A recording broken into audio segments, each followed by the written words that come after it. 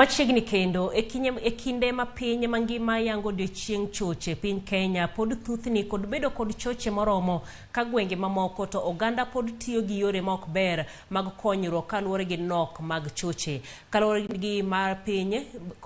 Kaluwore kod piny owacho ma counties mopogore opogore kod piny owacho maduong' gitemo neno ni choche oger moromo. Piny owacho e riwruok kod piny Ufaransa kawuono yango gedo mar choche e kar dak ma Kibra. Wawinjane mathoth kowuok kuom Flora Atieno.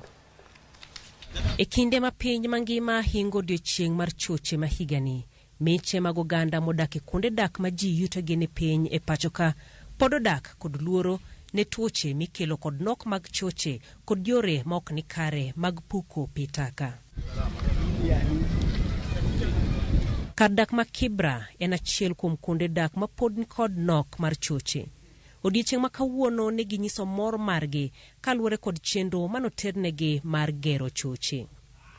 Piny owacho mamalo e riwruok kod piny owacho ma piny Ufaransa nochako mise mar gero choche ma nengone biro kawo omenda mohewo milion 500. Kane giloso kinde yango chenro mag gedo, jokanyo mag migawo mar pi kaachiel kod piny Ufaransa oyango ni chenro mar gedo makamano geto tieko nok mag choche e kuonde ma ji yutogi ni piny kendo nyayo weche ler e kuondego. Whenever you have a facility like a toilet, use it with dignity, because it's also giving you dignity. The financing of this may look small, this specifically the biosectors may look small, but the impact and the benefit it has gotten is beyond measure. I'm impressed because this facility, which I think is top-notch, because you do have biofuel, you have sanitation, and you have community-based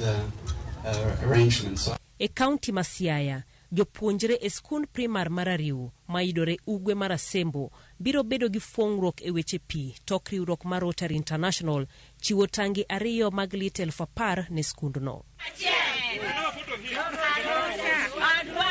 Jatend riwruogno Ero Kizito Omolo nowacho ni chenro no geto duoko piny thagruok mag jopuonjre mar manyo pi kendo bero somogi.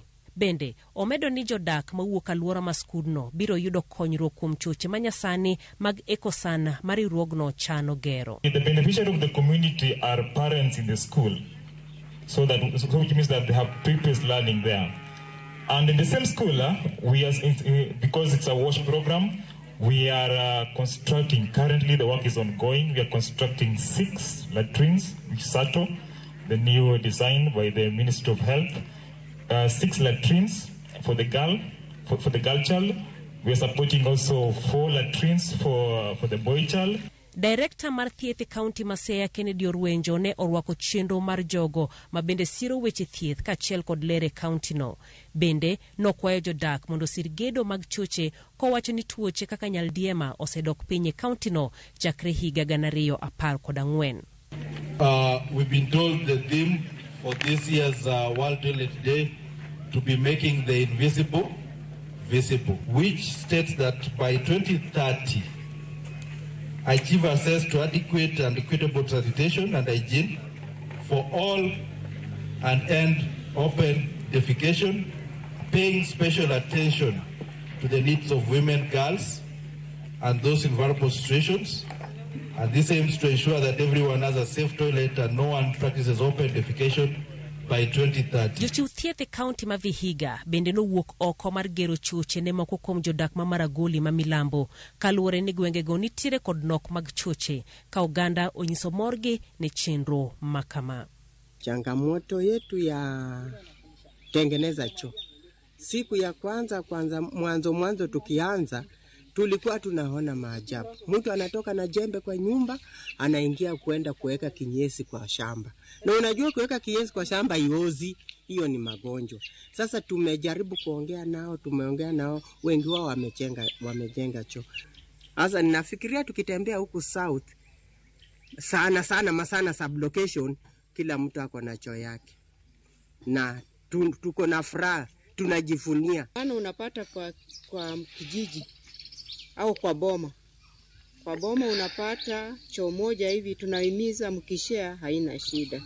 lakini hapo nyuma walikuwa wamefanya mzaa. Ukiwaeleza choo wanaona ni kama unawasumbua, lakini vile tuliwaelimisha tukawaambia umuhimu wa choo, watu wetu walisikia na wakafuata amri zetu. Sasa nilishukuru ila hawa mama walikuja, nikaona wamefanya kazi nzuri, kwa maana mimi singeweza. Na unajua tu kwenda choo na mzee kwa boma ya mtu kila saa, hata mimi mwenyewe nilikuwa inabidi ningoje usiku ndio niende kwa choo, ndio niende kwa jirani. Sasa mimi